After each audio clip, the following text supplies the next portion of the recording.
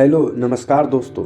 ताजमहल दुनिया के 7 अजूबों में से एक भारत का ताजमहल है, जिसे प्यार की निशानी के तौर पर जाना जाता है और यह देखने में इतना सुंदर है कि इसे देखने के लिए देश विदेश से पर्यटक आते हैं। और एक रिसर्च के अनुसार यह पाया गया है कि ताजमहल को एक दिन में लगभग 1 लाख से अधिक लोग अपनी आंखों से इसकी खूबसूरती को देखकर हक्के बक्के रह जाते हैं।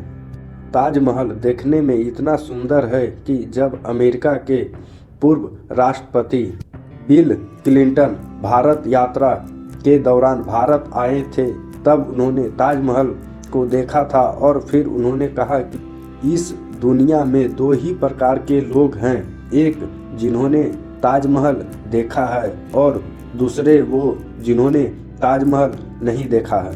जी हाँ दोस्तों, ताजमहल बेहद ही सुंदर और आकर्षक है।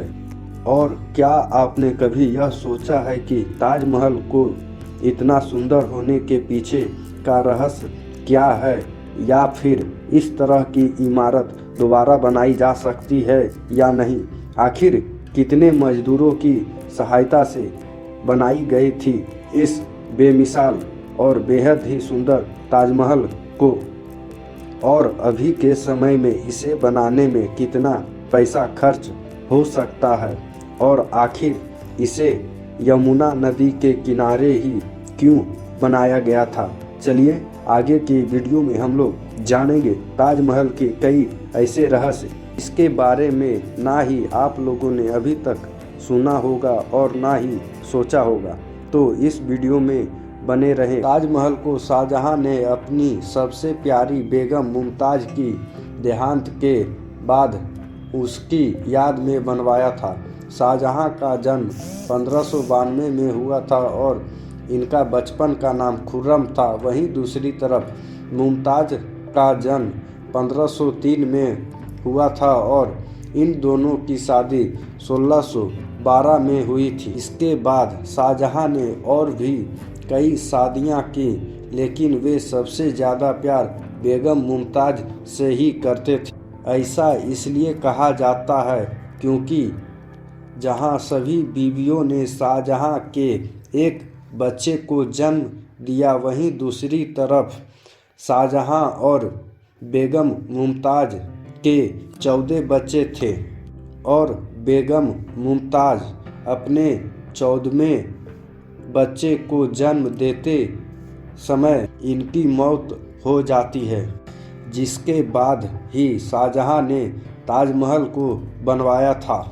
शाहजहां का आदेश पाते ही उस समय के सबसे प्रसिद्ध वास्तुकार उस्ताद अहमद लाहौरी ने ताजमहल बनाने की जिम्मेदारी अपने कंधे पर ली और फिर 22 साल की कड़ी मेहनत के बाद 1653 में ताजमहल को बनाकर तैयार किया गया। ताजमहल को बनाने में करीब 20,000 से अधिक मजदूरों ने अपना योगदान दिया और इसे बनाने के दौरान यातायात की साधनों के लिए करीब 1,000 से अधिक हाथियों की सहायता ली गई थी, तब जाकर ताजमहल बनकर तैयार हुआ था।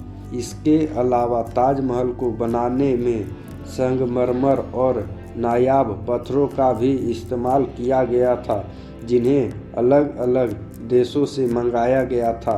जैसे सफ़ेद संगमरमर को राजस्थान से लाया गया था, जैस्पर को पंजाब से, जेड और क्रिस्टल को चाइना से, टर्कोएस को तिब्बत से, सफ़ायर को श्रीलंका से और कार्नेलियन को अरेबियन से। इन नायाब पत्थरों को ताजमहल के अंदर तराशा गया, तब ताजमहल बेहद सुंदर और खूबसूरत बना।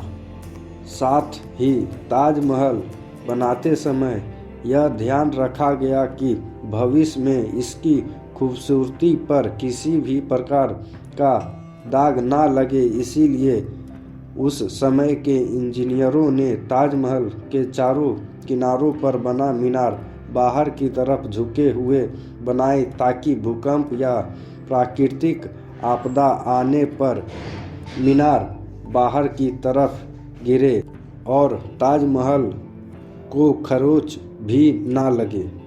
अब आपके मन में यह सवाल उठ रहा होगा कि अगर अभी के समय में कोई व्यक्ति ताजमहल बनाने की सोचे तो उसे कितना खर्च करना पड़ेगा या फिर अभी के समय में ताजमहल की कितनी कीमत हो सकती है।